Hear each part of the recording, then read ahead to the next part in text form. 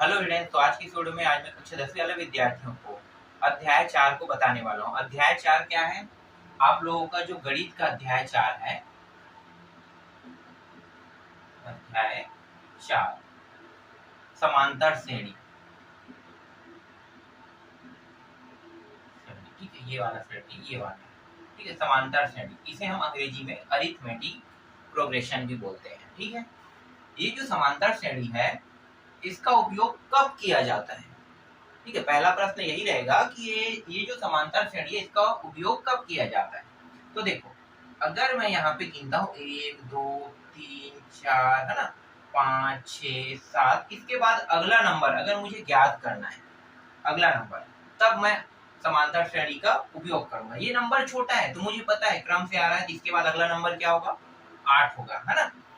अगर ये क्रम बड़ा हो जाए, ठीक है, बड़ा, जैसे कि 130, ठीक है, तो 130 तक हो गया, और यहाँ पे पदों की संख्या भी हम निकाल सकते हैं।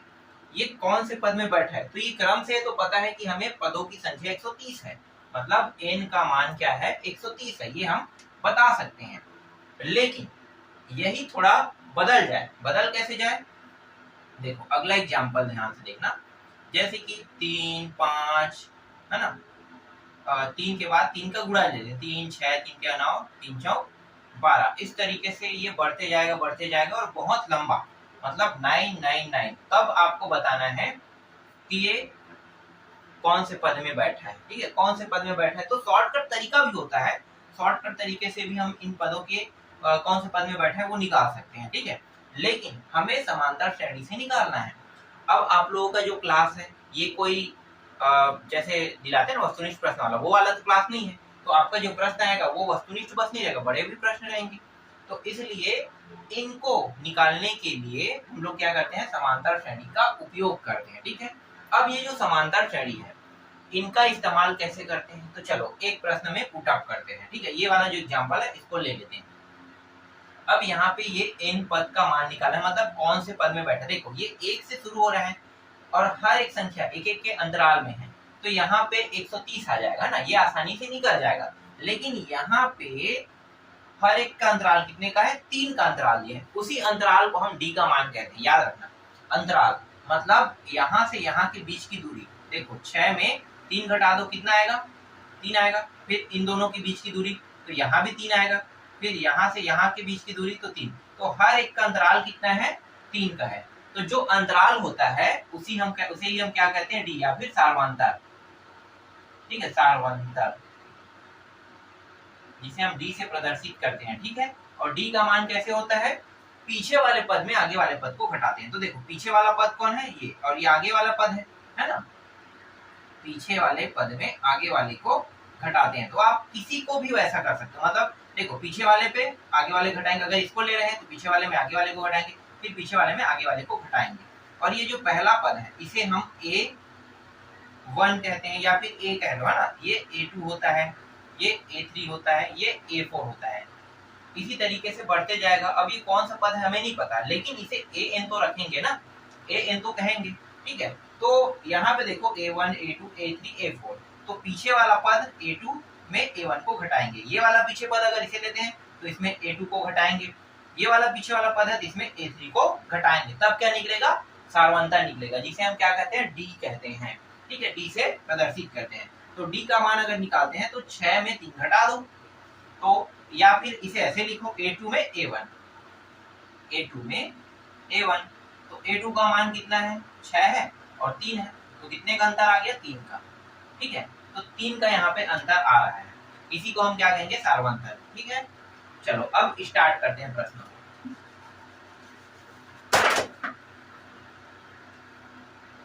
देखो सबसे पहले हमें a का मान चाहिए, है ना, तो ये a का मान है, तो a बराबर कितना प्राप्त हो रहा है, यहाँ पे जब भी आप हल करोगे तो a बराबर कितना प्राप्त हो, पहले पद को हम a कहते हैं, a का मान कितना है, 3 है। ठीक है, या फिर A1 कह सकते हैं इसे, A1 या A, तो A ही रख लेते हैं, इसे A B C जैसा भी दर्शाना चाहो आप अपने हिसाब से दर्शा सकते हो। हम लोग A1 A2 भी दर्शाते हैं, A B C भी दर्शाते हैं। A1 का मान या A का मान कितना है, 3 है। ठीक है, दूसरा मान कौन सा लगेगा, D का मान। ठीक है, तो D का मान कैसे निकालते हैं, पीछे वाले में आगे वाले को घटा देते हैं। तो 6 में 3 को घटाएं कितना आएगा, 3 का अंतर। ये हो गया। अब और कौन सा मान दिया है, an का मान दिया हुआ है ना। an का मान कितना दिया है, 999। इसी को हम l का मान भी कहते हैं, याद रखना। कई लोग यहीं पे कंफ्यूज हो जाते हैं। ठीक है, a n और l का मान बिल्कुल ही अलग नहीं है। ठीक है, a n मतलब 999 और l इसी को कह देंगे तो भी ये 999 ही रहेगा। ठीक है, दोनों एक है, अलग नहीं है, याद रखना। ठीक, तो ये an 999 दिया हुआ है। अब इस प्रश्न को हल करने, ठीक है, सूत्र का सूत्र होता है, वो होता है a या an। हम लोग an का उपयोग करें ना तो an को ही रखते हैं। इस जगह में कई बार tn का जिक्र, तो tn भी अलग नहीं है, tn रख के हम लोग हल नहीं कर रहे हैं। हम लोग हल क्या कर रहे हैं, और an अलग नहीं है, एक ही है। ठीक है, लेकिन हमने इसे an बना दिया, तो an मानकर ही पूरे प्रश्न को हल करेंगे। an बराबर a प्लस n माइनस 1 और d, ये सूत्र है। ठीक है, ये जो समांतर श्रेणी वाले अध्याय है, इसमें सिर्फ दो ही सूत्र रहेगा, है ना। एक तो समांतर श्रेणी का होगा और एक योगफल ज्ञात करने वाला सूत्र होता है, उसको मैं आपको बाद में बताऊंगा। अभी समांतर श्रेणी के सूत्र को देखो। तो ये जो सूत्र है, इसमें हमें क्या करना है, मानों को रखना है। तो देखो हमारे पास किन यहाँ पे देखते हैं, तो देखो हमारे पास इनमें से कितने का मान है। तो यहाँ पे an का मान है ना, तो an का मान मैं नीचे में रख देता हूँ। कितना है देखो, 999 है ना, यहाँ भी रखे हैं तो 999 रखेंगे। a का मान कितना है, 3 है। n का मान हमें पता नहीं है, तो n का मान n-1 रखेंगे। कितना है, d का मान भी 3 है। इस तरीके से 3 रखेंगे।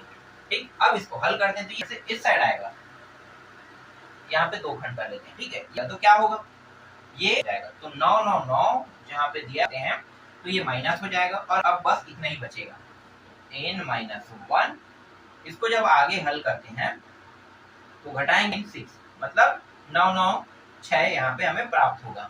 ठीक, अब देखिए n-1 के साथ किस फॉर्म में, गुणा के फॉर्म में है ना।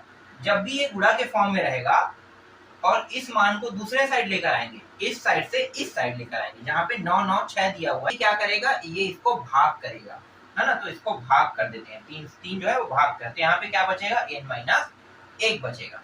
3 का पहाड़ा पढ़ो, 3 एकम 3, 3 दिया कितना होता है, 9, फिर 3 दिया, फिर 9, और 3 दूनी 6, तो 3 3 2 यहाँ पे आ रहा है, फिर बराबर n-1।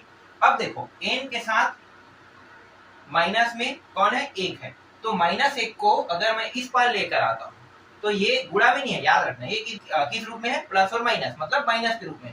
तो जब मैं इसे इस पार लेकर आऊंगा तो ये क्या होगा, माइनस से प्लस हो जाएगा। फिर चलो थोड़ा सा यहाँ बगल में कर लेते हैं, 2 माइनस से प्लस, और यहाँ तो 3 3 जोड़ेंगे कितना हो जाएगा, 3 3 3, और ये रहा।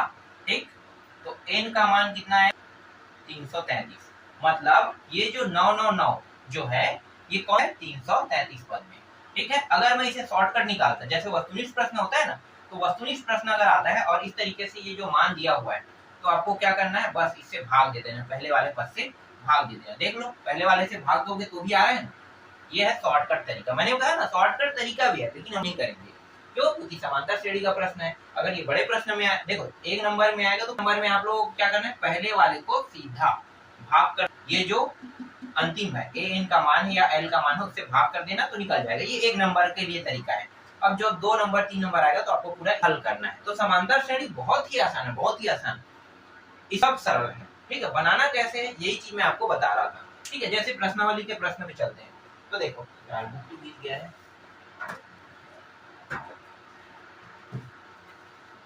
समांतर श्रेणी के प्रश्नावली के प्रश्न कहाँ है, और इंक में खत्म हो गया है, तो इंक भी डाल देता हूँ।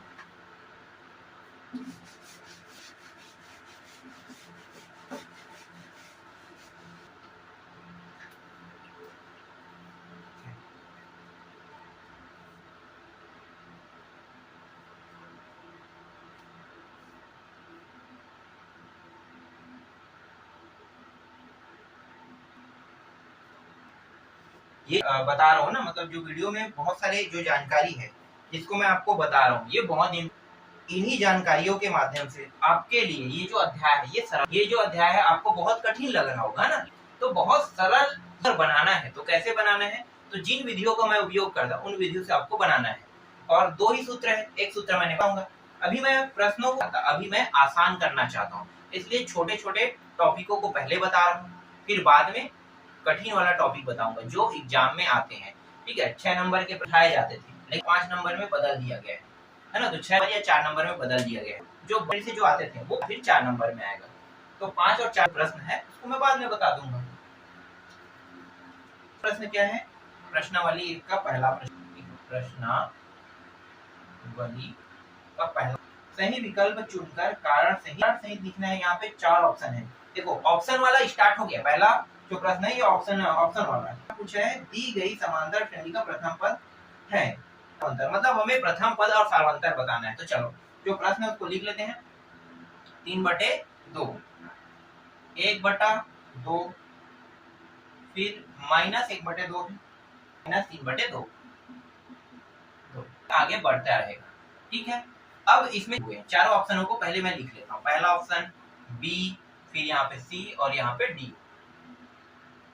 ये -1/2, 3/2, -1, फिर 3/2 और डी में दिया हुआ है -3/2 और -1।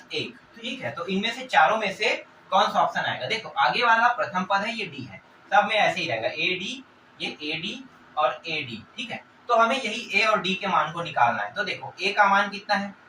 3/2। पीछे वाले पद में आगे वाले पद को क्या करते हैं? घटा देते हैं। तो पीछे वाला पद कौन है? ये है, इसमें इसको घटा देंगे।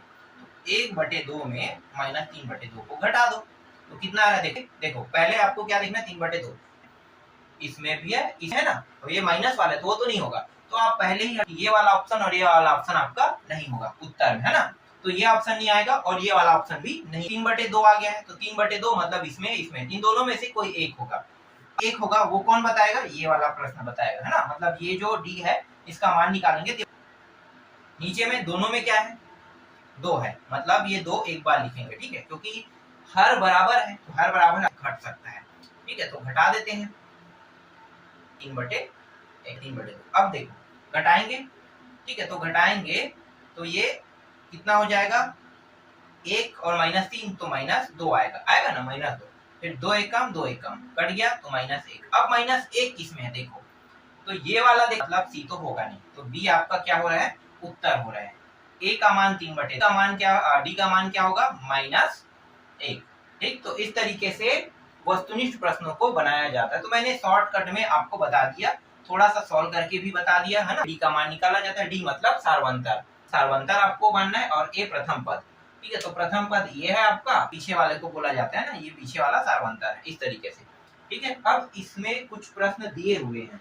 वस्तुनिष्ठ प्रश्न और है क्या? और होगा तो और देखेंगे, मजेदार रहता है वस्तुनिष्ठ प्रश्न, तो सबसे ज्यादा मजेदार रहता है। वस्तुनिष्ठ प्रश्न हर साल एग्जाम में यहाँ से आता है। देख लेते हैं दूसरा, सेकेंड प्रश्न क्या है? इसी समांतर श्रेणी का प्रथम, देखो प्रथम पद इस बार दिया हुआ है, ठीक है, -2 और सार्वंतर भी -2, ठीक है, सार्वंतर भी -2 दिया है। तो चौथा पद होगा, चौथा पद निकालना है। 4 ऑप्शन है यहाँ पे, ए बी सी और डी, ये 4 ऑप्शन है। पहले ऑप्शन में 0 दिया हुआ है, दूसरे ऑप्शन में -2, तीसरे ऑप्शन में -4 और चौथे ऑप्शन में -5 दिया हुआ है। ठीक है, तो चलो अब निकालते हैं चौथे पद।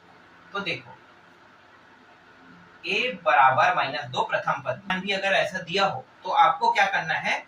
प्रथम पद वाला है, ठीक है, तो a मानते हैं। ठीक है, यहाँ पे ध्यान, पद इसको भी मैं आपको डिटेल से बता रहा हूँ। ठीक है, आगे आपको और इसके बारे में जानने की जरूरत नहीं, एक ही बार में मैं यहाँ पे पूरा डिटेल बताने वाला हूँ। प्रथम पद बराबर a। अब द्वितीय पद, और ये का को पता है, ए का मान और डी का मान पता है। ठीक है, ए और आपको ये नियम दिखाना है। तो प्रथम पद ये हो गया प्लस डी, ठीक है, बराबर ए प्लस 2। का मान नहीं बढ़ेगा, ध्यान देना, ए का मान नहीं बढ़ेगा, तो में बढ़ोतरी करेंगे तो प्रथम हर बार क्या होगा? में बढ़ोतरी होते जाएगा। ठीक है, जैसे कि यहाँ पे प्रथम पद हम लोग डी का गुणा नहीं कर सकते, प्रथम पद मतलब ये अकेला रहेगा, लेकिन द्वितीय पद में डी का मान क्या होगा? जुड़ेगा। द्वितीय पद में डी का मान जैसे ये 2 था, 1 था, है ना, तो 1 से क्या हो जाएगा? दुगुना। ठीक है, फिर चौथा पद जाएंगे तो 3 का गुना, पांचवा पद जाएंगे तो 4 का गुना और 1 कम है। इसके बाद चौथा पद, चौथा पद। तो a प्लस कितना लिखेंगे, d का मान देखो 4 कहेंगे तो 3 रहेगा, 3 d, a प्लस d द्वितीय प्लस 2d 2d और ये हो गया चौथा 3d। ठीक है, तो चौथा पद निकालना है। तो पहला पद, तो चौथा के लिए सूत्र क्या रहेगा, ये वाला सूत्र हम लोग उपयोग में। तो a का मान कितना है, -2, सूत्र में क्या दिया, प्लस दिया हुआ है। ठीक है, इसके बाद 3 दिया हुआ है, फिर d का मान लगाओ, तो d का मान -2 है। जब इसे हल करेंगे तो ये -2 आएगा, ये माइनस प्लस माइनस गुणा होने पर प्लस क्या होता है, माइनस होता है, याद रखना, गुणा होगा माइनस हो जाएगा। फिर 3 दूनी कितना हो गया, 6। अब हल कर देते हैं, देखो ये माइनस में है, ये भी माइनस में, तो ये -8 आ रहा है। अब देखो कहाँ पे -8 दिया है, -8, तो इन चारों ऑप्शनों में -8 नहीं, हाँ दिया है, और सॉरी यही है -8 वाला। ठीक है, यहाँ पे मैं -5 लिख दिया था। ठीक है, सुधार, -8 कहाँ पे दिया है, डी में, तो डी आपका क्या होगा, उत्तर हो जाएगा। ठीक है, दूसरा प्रश्न समझ में आ गया। जब आपको ए और डी का मान, मतलब जब आपके पास ए और डी का मान दिया रहेगा, तभी आपको क्या करना है, इस तरीके से प्रथम करके फिर जिस पद के मान को निकालने के लिए कहेगा, मान में इन दोनों मानों को रख कर क्या करना है, हल करना है, जैसे मैंने अभी किया। ठीक है, ये समझ में आ गया। अगला देखो, तीसरा प्रश्न,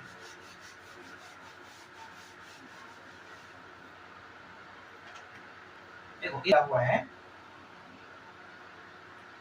7, 19 और ये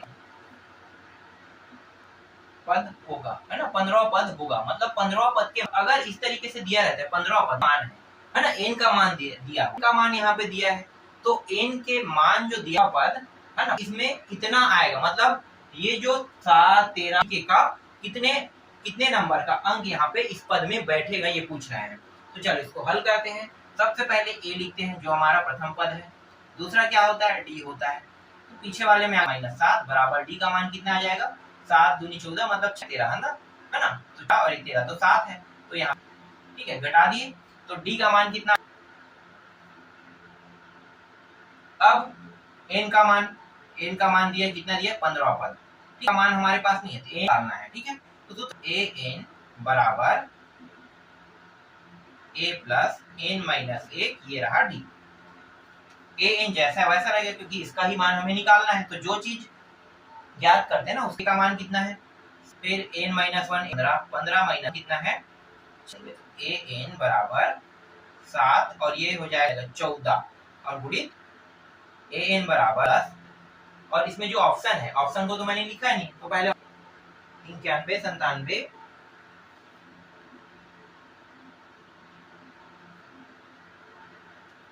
112 90। ठीक है, ये डी है, एक मिनट, ये डी है, ये सी है, ये बी है और ये ए है। ठीक है, इन चारों में से कौन सा ऑप्शन होगा अभी अब पता चल जाएगा हमें, है ना। तो देखो 14 दूनी 28, 14 तिया 42 और ये 84 हो जाएगा ना, 14 छक्के 84 कर दो, 84 प्लस 7 कितना होगा, 91, है ना, तो यहाँ पे आ रहा है। अब देखो 91 चारों ऑप्शनों में से, तो 91 आपको ए में दिख रहा है, तो ए ही क्या होगा, आपके प्रश्न का उत्तर होगा, आपके प्रश्न का उत्तर। तो इस तरीके से यहाँ पे मैंने आपको ये समझ में आ, हर एक प्रश्न को मैं पूरा डिटेल से आसान अध्याय, क्योंकि इसमें ज्यादा कुछ नहीं करना है, बस सूत्र याद रखना है और सूत्र याद रखने के बाद इसे बनाना है। ठीक है, अगला देखो, चौथा जो है, किसी समांतर श्रेणी चौथा में a का मान दिया है -4 और d का मान भी दिया हुआ है -4। ठीक, एनवा पद होगा, इसमें अब एनवा पद होगा बोल रहा है, अब एनवा है, देखो एनवा पद होगा, है ना, तो एनवा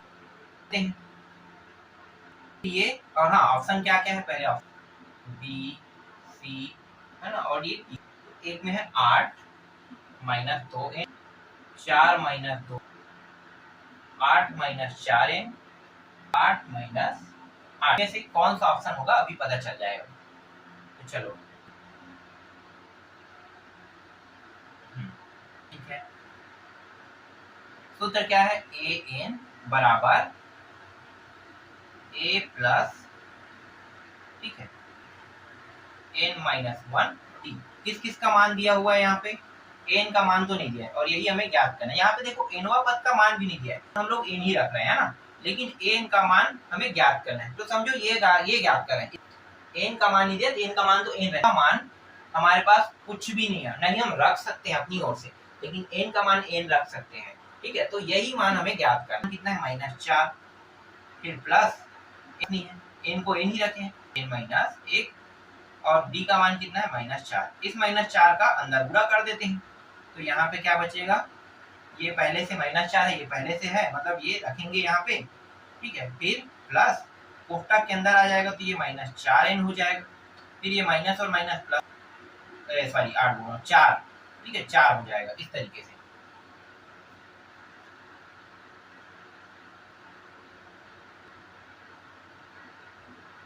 ठीक, -4 है, फिर ये प्लस माइनस -4n, फिर प्लस 4। यहाँ पे कुछ गलत है क्या? देखो एक मान आ रहा है, ये माइनस में, ये भी माइनस में, कि गलत थोड़ी रखा है, गलत रखा है, यही गलत है। ठीक है, तभी तो ये कट रहा था और यहाँ पे ऑप्शन में ही नहीं है, तो मैंने गलत कुछ किया है, तो यहाँ पे गलती हो गया है, तब मैंने माइनस ले लिया। ठीक है, अब सुधर गया। अब देखो इन दोनों को जो 8 माइनस 4n, n का मान क्या हो गया? nवा पद का मान जो पूछा था 8 माइनस 4n। अब 8 माइनस 4n कौन सा ऑप्शन में है? सी में। तो ये कौन सा ऑप्शन आया? सी आया। ठीक, तो ये प्रश्न भी बन गया।